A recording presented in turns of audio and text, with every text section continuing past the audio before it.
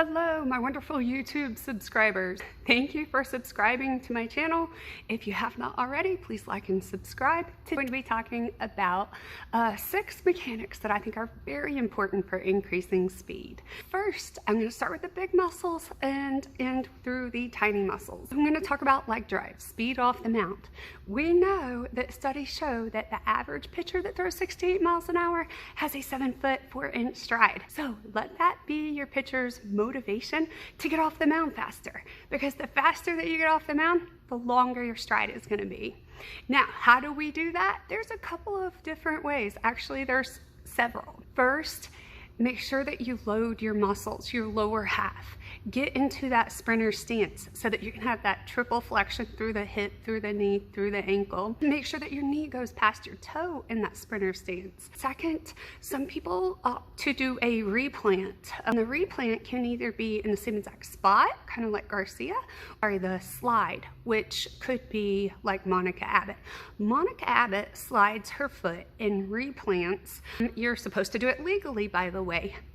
You have to remain in contact with the mound when you do this. The idea behind that is your first step is the slowest, so you don't want to stride out on the first step. You want to step first and then circle on the second step. The idea behind the Auburn drill that went real viral a couple of years ago, where the defense would jump into their defensive stance right when the ball was in the air after the pitcher threw it. It is easier to go into 100% speed and agility if you're already in motion compared to coming from a dead standstill. Some pitchers like to rock. They like to rock back and then drive forward. We call that like that slingshot effect, that negative increases positive. And in doing so, it's kind of like Jenny Finch or Cat Osterman, the way that they come off the mound. They'll hit the sprinter stance, but they do it with a heavy rock back before they explode forward, so they're more upright in the beginning of the motion. I like to recommend to try them all in front of a radar gun. It's going to give you the best feedback as to what's getting you off the mound the fastest, because God didn't make everybody the same. We all have different body types, different strengths, weaknesses, so we're all going to come off the mound a little different. That's why Garcia is different than Abbott, and Abbott is different than Michelle Smith, and Michelle Smith is different than Amanda Scarborough, and that's okay. So it's very important, especially on this element of speed, to make sure that you are teaching the individual.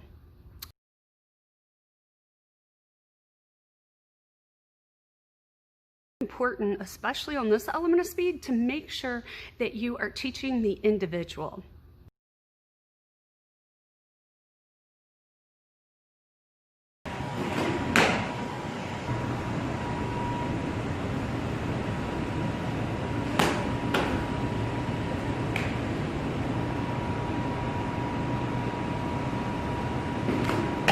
And then the second element of speed is driving in knee to knee. That is internally rotating your back knee, right knee if you're right-handed, left knee if you're left-handed, and driving it forward knee to knee as fast as you can.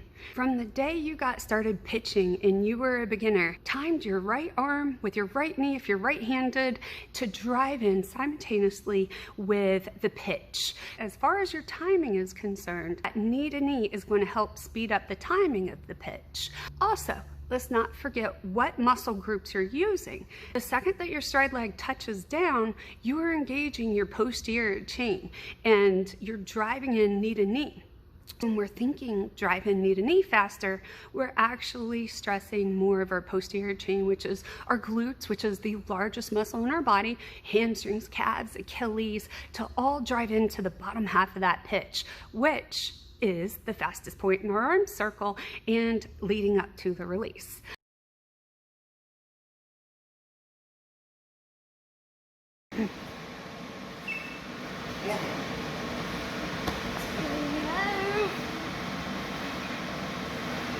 Distance, tip of the big toe. Internally rotate your knee. Balance. The third element of speed is your glove arm. Now we all know that our opposite side is usually kind of holding us back. So how can we get ourselves faster with that glove arm? Because our glove arm tends to be weak. It's our non-dominant side.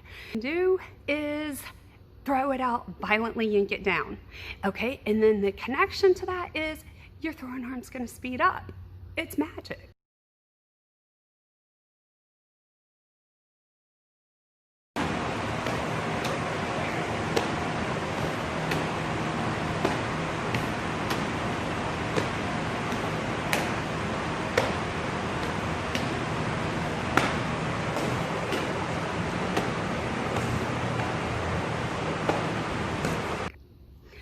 Our fourth element of speed is the arm speed.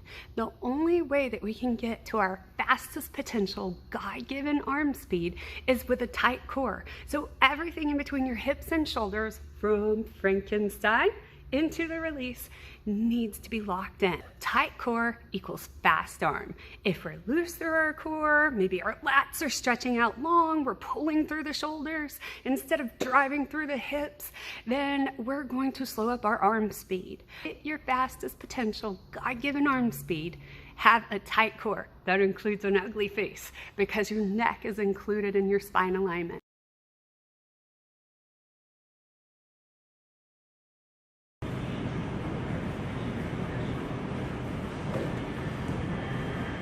So your fifth element of speed, we definitely don't want to forget about our firm front side pushback. Your firm front side pushback, for me, since I throw right-handed, is gonna be my left hip. It's not my left knee, it is my left hip, giving me a faster whip.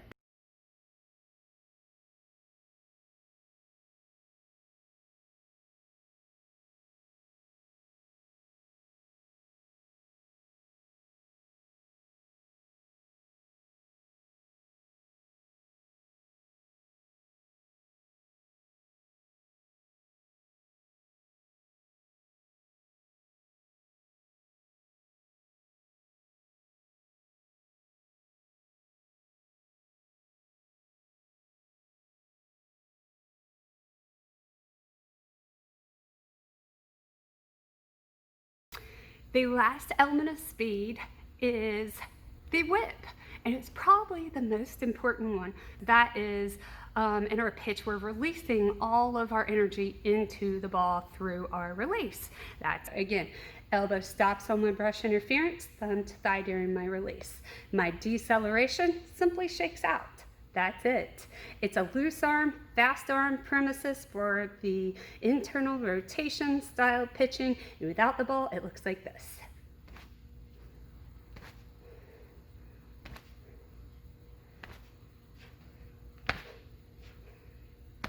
And remember, the pitch is only moving as fast as your middle finger and your pointer finger in case you have the two seam grip.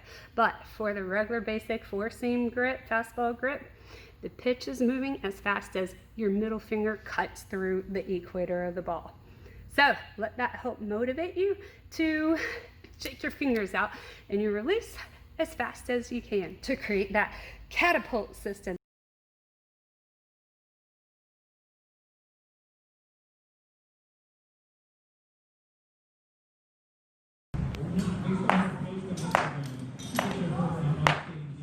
Good. Try not to move through your hips and shoulders when you're doing it.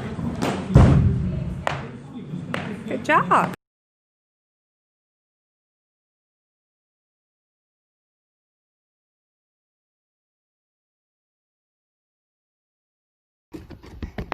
Ah. Yeah, I suck at this. Oh gosh. Okay. Yeah, this is really bad. Okay. And whether or not that works for you or not, yeah, that's great. But, geez, really?